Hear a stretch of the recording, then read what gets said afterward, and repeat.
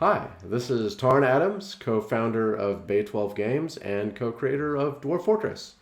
And I'm here to bring you a update on Dwarf Fortress development. It's March 2025. So at the end of January, we put up the graphical version of Adventure Mode, the RPG part of Dwarf Fortress.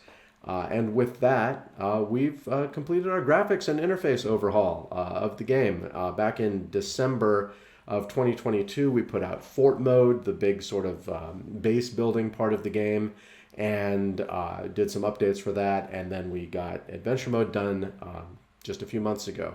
So this is pretty much the whole game. I mean, there's a few things left to do, like site building, Legends Mode maps, but pretty much ready to go. So it's cool. It's great, right? We've got this interface overhaul done, and we're ready to continue on with the project. And there's a lot more to do. On an experimental branch right now, we have the Lua update for Dwarf Fortress. So what that does is takes the text files that define the Dwarf Fortress objects, as well as some code that did some procedural generation, and puts it into scripts.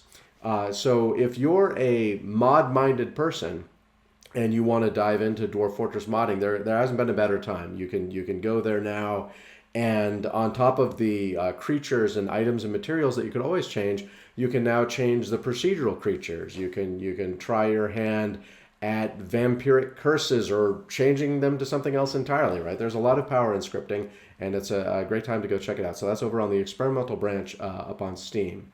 We've also been doing routine patches, right? The development of Adventure Mode being completed, time to just clean up a little bit. So most recently, I've been adding the ability to use the previous material when replacing construction, so you don't have to go through all the menus over and over again, saying like granite, granite, granite. Now you can just select it and place as many little granite structures as you want, for instance. We've added some dimensional readouts when you drag rectangles. Over in Adventure Mode, you can now see your speed displayed, which was important to people.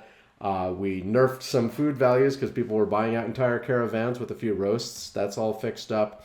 You can see picked fruit from the trees now. We've done some graphical updates as well.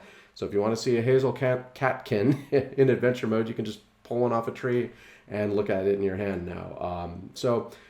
Going well there. But on top of that, we're doing mainline updates, right? This is Dwarf Fortress, never-ending development. So we're going to add some features after the next routine patch, which we'll keep doing. Every few weeks, we'll try and get another one of those up. But now it's time to start some development as well. And we posted the development page, a roadmap. We've just got a few things on there because we don't want to get too far ahead of ourselves. It's important to remain flexible as we do Dwarf Fortress development.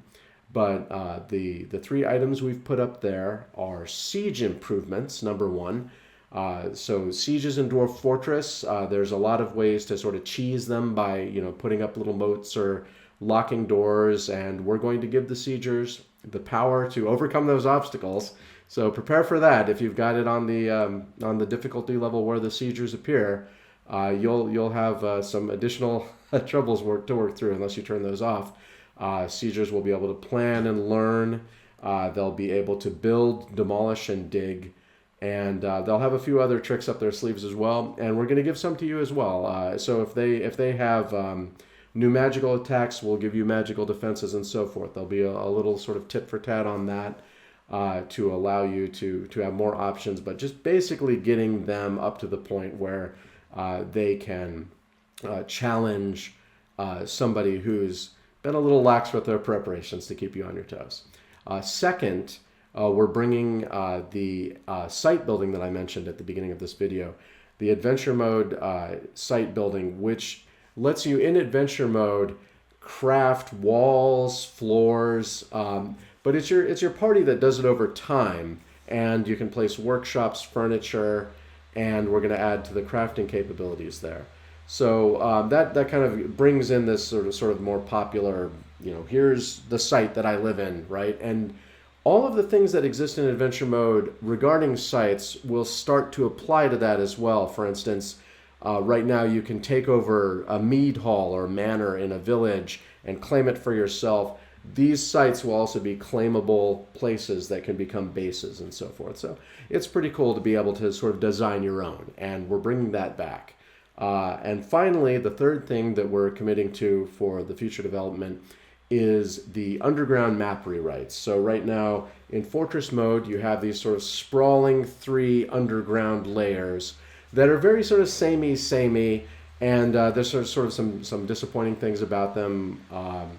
That there might be more walls, less walls, but it's all basically the same thing. We're going to throw a lot of new looks at you there, so then that'll tie into the magic features and other procedural generation we have in the game.